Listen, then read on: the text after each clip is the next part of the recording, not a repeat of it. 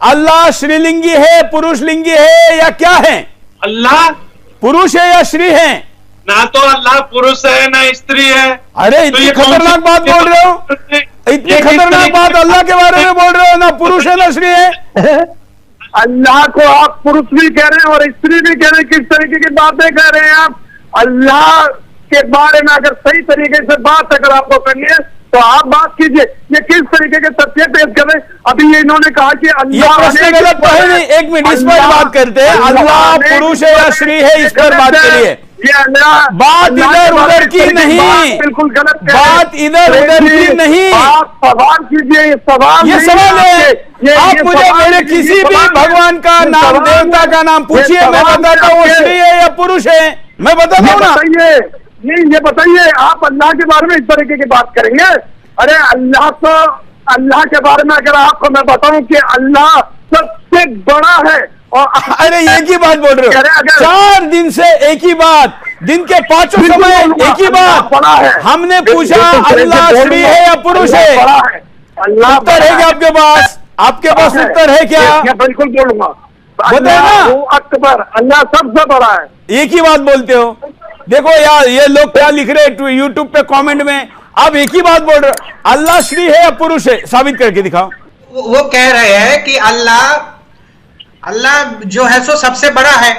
तो अल्लाह जब सबसे बड़ा है तो मेरा ये सवाल है कि कुरान खुद कहता है इन्ना रब्बुकुमुल्लाहु अल्लज़ी खलक़स समावाति वल अर्दि फी सित्तति अय्यामिन सुम्मा इस्तवा अलल अर्श युदब्बिरुल मा मिन शफ़ीइन। बताया गया है कि अल्लाह तबारक व तआला कहते हैं कि मैंने 6 दिन में जमीन और आसमान को बनाया, 7वां दिन अर्श पर करार पकड़ा। तो अर्श पर बैठने वाला, अर्श पर बैठा हुआ है जो अल्लाह, तो अल्लाह बड़ा है या अर्श बड़ा है? ऐसे ही कुरान में अल्लाह के हाथ है, पैर है, वजह है, कि अल्लाह कह रहे हैं कि लाइसल बिर्र अन तुवल्लु वुजूहकुम क़िबलल मशरिक़ वल मग़रिब फ़इन्नमा तुवल्लु फसम्मा वजहुल्लाह इन्नल्लाह समीउन अलीम। कि तुम चाहे पूरब की तरफ देखो या पश्चिम की तरफ देखो, वहां अल्लाह का चेहरा है। तो अल्लाह जब शरीरधारी है तो अल्लाह सबसे बड़ा कैसे हो जाएगा? वो तख्त पर बैठने वाला है, उसके हाथ है।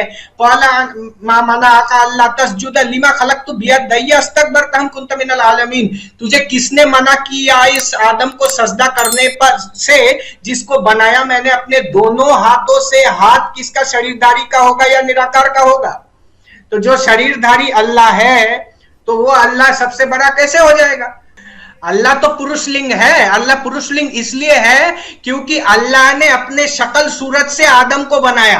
हाँ। कल माननीय समीर साहब ने भी इसका हवाला दिया, अपने शक्ल सूरत जैसा बनाया आदम को। हाँ। तो अल्लाह पुरुष लिंग है, तो मैं पुरुष को अपने शक्ल सूरत को बनाया। अगर कोई मुसलमान से पूछेंगे कि सबसे बेहतरीन क्या डेफिनेशन है खुदा की, अल्लाह की, वो जवाब आपको देगा सूरह इखलास, सूरा नंबर 112 आयत नंबर 1 से 4, जिसमें लिखा है कुल हुवल्लाहु अहद, कहो कि अल्लाह एक है, अल्लाह समद, अल्लाह जो बेनियाज है, लम यलिद वलम यूलद, ना वो किसी को जना है ना किसी से जना है, वलम यकुल लहू कुफुवन अहद, उसके जैसा कोई नहीं है। ये 4 लाइन का डेफिनेशन है कुरान मजीद में, सूरह इखलास सूरा नंबर 112, जिसमें अल्लाह ताला फरमाते कुल हुवल्लाहु अहद, कहो कि अल्लाह एक है, अल्लाह समद, अल्लाह जो बेनियाज है, लम यलिद वलम यूलद, ना वो किसी को जनता है ना किसी से जना है, वलम यकुल लहू कुफुवन अहद, उसके जैसा कोई नहीं। अगर कोई भी चीज को आप कहते हैं खुदा है, भगवान है, ईश्वर है, अगर ये 4 लाइन के डेफिनेशन में उतरता है, हम मुसलमान को कोई एतराज नहीं मानने के लिए कि वो ईश्वर है, कि वो खुदा है। हिंदू मजहब की सबसे अहम किताब है वेदा।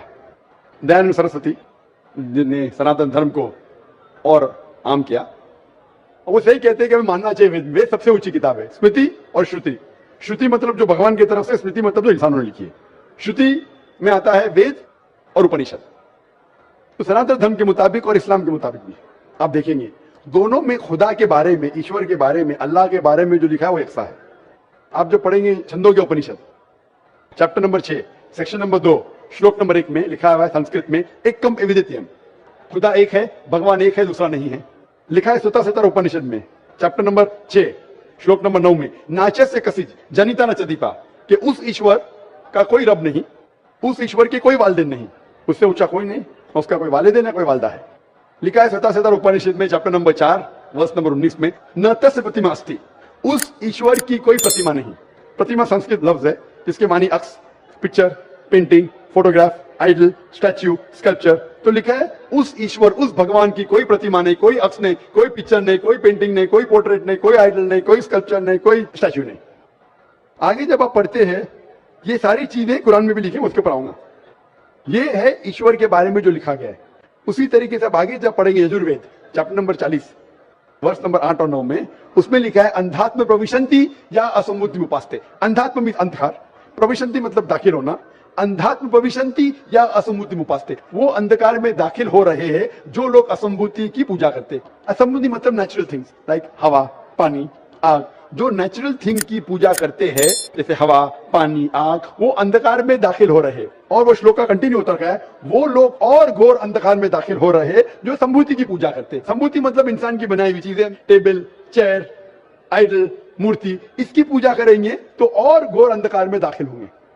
और लिखा है ऋग्वेद में जिल्द number 1 hymn number 164 verse number 46, एक कम सत विप्र बहुधा विदांते। सत्य एक है, खुदा एक है, एक कम सत विप्र बहुधा विदांते। लोग, विद्वान लोग उस ईश्वर को कई अलग नाम से पुकारते हैं, ईश्वर को कई अलग नाम से पुकारते हैं। ये चीज लिखा है कुरान में जो मैंने जिक्र किया हूं, सूरह इसरा में सूरह नंबर 17 आयत नंबर 110, कुलिदुल्लाह विदुर्रहमान अय्यमतदु फलाल उस्मान उस्मान। चाहे कहो अल्लाह या रहमान, उसे अच्छे नाम से पुकारो क्योंकि अल्लाह के सारे अच्छे नाम हैं। लेकिन ऐसी कई मिसाल दी गई। ऋग्वेद आप पढ़ेंगे, ऋग्वेद जिल्द नंबर 2 चैप्टर नंबर 1 श्लोक नंबर 3 में पढ़ेंगे, उसमें एक एट्रीब्यूट दिया गया है ब्रह्मा। ब्रह्मा कहते हैं बनाने वाले खुदा को, ब्रह्मा कहते हैं बनाने वाले खुदा को। हमें कोई एतराज नहीं अगर कोई कहता है कि ईश्वर बनाने वाला है, उसका तर्जुमा करते अरबी में हो जाता है खालिक, हमें कोई एतराज नहीं। लेकिन अगर कोई कहता है कि ईश्वर वो ब्रह्मा है जिसके 4 सिर है, हर सिर पे मुकुट है, तो हम मुसलमान उस पर एतराज करते हैं क्योंकि आप भगवान को अक्स दे रहे। और आप Yajurveda chapter number 32 shloka number 3 के खिलाफ जा रहे, ना तस्य प्रतिमास्ति, उस ईश्वर की कोई प्रतिमा नहीं। आपने प्रतिमा दिया तो गलत किया। इसी तरीके से आगे आप पढ़ेंगे, लिखा हुआ है ऋग्वेद में किताब नंबर 6 हिम नंबर 46 श्लोक नंबर 16 में, या एक मुश्ती ही, भगवान एक ही है, सिर्फ उसकी तारीफ करो। और ब्रह्म सूत्र हिंदुइज्म का है, एक कम ब्राह्म द्योत्या नास्ते नैना नास्ति किंचन। भगवान एक ही है, दूसरा नहीं है, नहीं है, नहीं है, जरा भी नहीं है, सिर्फ एक खुदा है, उसके अलावा कोई नहीं है। तो ये सनातन धर्म के खुदा एक है, उसका कोई अक्स ने हूबहू मिलता है कुरान मजीद से। लेकिन मैं एक स्टेप आगे जाता हूं, यहां तक कि तो सही है, दयानंद सरस्वती ने कहा ईश्वर के बारे में मैंने मान लिया। मैंने थोड़ी और रिसर्च किया, मैंने कहता हूं मैं दयानंद सरस्वती और विद्वान हूं, और रिसर्च किया। रिसर्च में लिखा है वेद में, पुराना में, कि एक आखिरी अवतार आने वाले हैं। इसका जिक्र दयानंद सरस्वती ने नहीं किया, क्यों नहीं किया मैं जानता नहीं, लेकिन लिखा है भविष्य पुराना, मतलब जो भविष्य के बारे में आपको कह रही है। अगर आप पढ़ेंगे वेद और भविष्य पुराना और बाकी पुराना, कई जगह आखिरी पैगंबर मोहम्मद सल्लल्लाहु अलैहि वसल्लम का जिक्र है। मैं पूरा तफसीर से नहीं हवाले दूंगा तो आसान होगा। आप पढ़ेंगे भविष्य पुराना पर्व 3 खंड 3 अध्याय 3 श्लोका 5 से 8 तक, इसमें मोहम्मद सल्लल्लाहु अलैहि वसल्लम का जिक्र है। आगे पढ़ेंगे भविष्य पुराना पर्व 3 खंड 3 अध्याय 3 श्लोका 10 से 27 में मोहम्मद सल्लल्लाहु अलैहि वसल्लम का जिक्र है। अगर आप पढ़ेंगे अथर्ववेद किताब नंबर 20 खंड नंबर 127 श्लोका नंबर 1 से 14 में मोहम्मद सल्लल्लाहु अलैहि वसल्लम का जिक्र है। इसे कहते कुंटब सुक्तात। अगर आप पढ़ेंगे ऋग्वेद किताब number 1 chapter number 53 shloka number 9 में मोहम्मद सल्लल्लाहु अलैहि वसल्लम का जिक्र है। कई जगह पे उनका नाम से जिक्र है और बड़ी तफसील से जिक्र है कल्कि पुराना में। कल्कि पुराना चैप्टर नंबर 5, 7, 9, 15 यहां पढ़ेंगे। इसमें लिखा है कि कल युग में, कल युग मतलब आखिरी युग में आएंगे आखिरी अवतार। अवतार जैसा मैंने कहा का मतलब नहीं का भगवान नीचे आना। अवतार एक संस्कृत वर्ड है जिसका मानी अवत्र।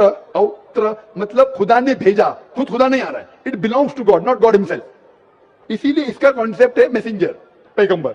तो कल युग में कल की अवतार आएगा, उसके बाप का नाम है विष्णु यास। विष्णु मतलब ईश्वर खुदा, यास मतलब खुदा का बंदा।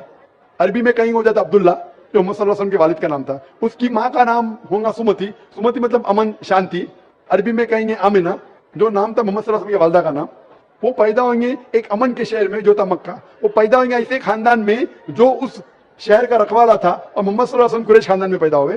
पहली वही उन्हें आएंगे एक गार में, एक केव के अंदर। मोहम्मद सल्लल्लाहु अलैहि वसल्लम को सबसे पहली वही आए गारे हिरा में रात के वक्त, हम जानते हैं। फिर वो माइग्रेट करेंगे नॉर्थवर्ड और वापस आएंगे। मोहम्मद सल्लल्लाहु अलैहि वसल्लम ने हिजरत की, मदीना फिर वापस आया। उनके 4 करीब दोस्त होंगे। जी सबसे पहले नाज़रीन, चार तो ये गुलफारात थी थे। आज की ऐसे वीडियो। कई उम्मीद तफसीर है। करती हूँ आपको तो ये खुदा वीडियो के बहुत जिक्र की पसंद आई बात, होगी।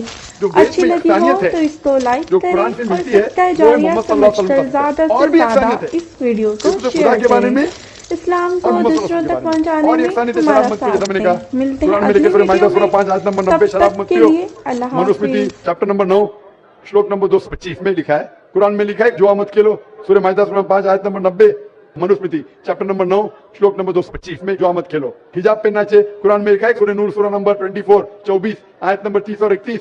ऋग्वेद में लिखा है जिल्द नंबर 8 में। इस तरीके से कई इख्सानियत, सबसे अहम 2 इख्सानियत है पुनर्जन्म, वेद में, कुरान में। सबसे अहम इख्सानियत खुदा है कि उसका अक्स नहीं है और मोहम्मद सल्लल्लाहु अलैहि वसल्लम आखिरी पैगंबर है। आप मानते हैं भाई साहब के खुदा एक है? मुझे जानकारी नहीं है। आप मानते खुदा एक है कि नहीं मानते?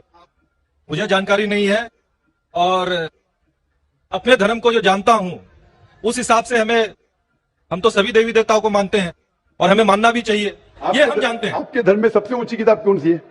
हम तो गीता को मानते हैं। गीता क्या है? वेद का निचोड़ है। सबसे ऊंची किताब हिंदू धर्म में है वेद, वेद जो है श्रुति, वेद, उपनिषद। फिर आएंगे आपके महाभारत। भगवत गीता 18 चैप्टर है महाभारत के, 18 चैप्टर। महाभारत का एक हिस्सा है, श्री कृष्ण अर्जुन को सलाह देते हैं क्या करना चाहिए, वो उसे कहते हैं भगवत गीता। आप समझे ना? कहते हैं ये निचोड़ है वेद का, लेकिन वेद तो पहले समझो आप, बराबर ना? तो वेद में जब लिखा है इतना खास तौर के भगवान एक है, तो आप क्यों इतने देवी देवता में मानते? नहीं, ये तो आपको तहकीक करना पड़ेगा ना। तो मैं जो कह रहा हूं उसे लिखिए, या ऑलरेडी अवेलेबल है किताब में, किताब जाइए पढ़िए, वेद पढ़िए। ये जाकिर मुंबई क्या है, बेगम बाकी तो नहीं कर रहा है, हवाला दे रहा है इधर से उधर, मैं भी फेंक रहा है। नहीं, नहीं। हो सकता है ना फेंक रहा हूँ। नहीं, आप जितनी बात को बोल रहे हैं पिस टीवी में भी देखता हूँ। देखते माशाल्लाह। हाँ, तो अब आप वेद के बारे में बोले हैं और बताए हैं, आपका चैप्टर नंबर और पन्ना नंबर तो मेरे दिमाग में आया नहीं कि ठीक है बोल रहे हैं तो कुछ होगा उसमें, कुछ तो होगा, कुछ तो कुछ होगा। कुछ ना कुछ होके छोड़िए मत, तहकीक कीजिए। नहीं, या अब गलत या करूंगा। सही, अब नहीं, करेंगे। अब करेंगे। कितने दिन में कंप्लीट करेंगे? 1 हफ्ते में कर लूंगा, कोई बड़ी बात थोड़ी है। 1 हफ्ते में मैं आपके पार्टनर से पूछूंगा। आपने बोला मैं- अब तक कंट्रोवर्सी नहीं हुई। मेरा पार्टनर- कंट्रोवर्सी होना जरूरी नहीं है। आप उसको अच्छाई की तरफ लेके आओ, वो आपको अच्छाई की तरफ लेके आएगा। मैं- कंट्रोवर्सी नहीं करना। अगर आदमी बोला 2 जमा 2 5, अरे जान दे यार, मेरा पार्टनर मुझे ज्यादा पैसा दे रहा है, 5 रुपया दे रहा है, 2 जमा 2 5, तो गलत है ये। गलत है तो बोलना चाहिए। कंट्रोवर्सी नहीं होना अच्छी बात नहीं, कंट्रोवर्सी होके सच्ची राह पे लेके आना अच्छी बात है। आप समझ रहे कि नहीं? आपके पार्टनर से कहो, इतने 18 साल से आपके पार्टनरशिप की है, अभी आप 1 हफ्ते में तहकीक करेंगे जाकिर क्या बोलता है, और पार्टनर से डिस्कस करो, बराबर ना? आप ठीक बोल रहे हैं। मेरे पार्टनर का नाम भी मैं बताना चाहूंगा, हाँ, बता दो। सैयद मजरुल हसन साहब नाम है उनका। सैयद मजरुल हसन साहब, तो लाखों लोग सुन लिए ना। हाँ। तो सैयद मजरुल हसन साहब को और पकड़ लें। हमारे से 15 साल बड़े भी है, मेरे माशाल्लाह। से 15 साल बड़े भी है। हाँ। हमारी डिस्कस होती है, सब चैप्टर पर डिस्कस होती है, परंतु मैंने क्या कहा कि हमारे बीच में किसी तरह का कोई भी कंट्रोवर्सी नहीं होता है। और आपने वेद के बारे में बताया, जरूर मैं वेद को भी पढ़ूंगा। कंट्रोवर्सी नहीं है, कंट्रोवर्सी नहीं, यकसानियत है। आज कुछ आपसे लेके जा रहा हूं, मैं देखे नहीं जा रहा हूं, मैं आपसे लेके जा रहा हूं। मेरे मन में जिज्ञासा थी, मैं आपसे क्वेश्चन किया, आपने मेरे क्वेश्चन का जवाब दिया, इसके लिए मैं धन्य हूं। और मैं अपने जो आप वेद के बारे में बोले, मैं जरूर उसको पढ़ूंगा और 7 दिन में ही पढ़ूंगा। इंशाल्लाह आप पढ़िए, तहकीक कीजिए, लेके जा रहे। अगर आप कबूल करेंगे तो मुझे देके भी जाएंगे सब आप, इंशाल्लाह। मेरा प्रणाम को फिर स्वीकार करें आप। इसी के साथ मैं अपने शब्दों को विराम देता हूँ। जी नाजरीन, तो ये थी आज की वीडियो। उम्मीद करती हूँ आपको ये वीडियो ज़रूर पसंद आई होगी। अच्छी लगी हो तो इस वीडियो को लाइक करें और सदका जारिया समझकर ज़्यादा से ज़्यादा इस वीडियो को शेयर करें। इस्लाम को दूसरों तक पहुँचाने में हमारा साथ दें। मिलते हैं अगली वीडियो में, तब तक के लिए अल्लाह हाफिज़।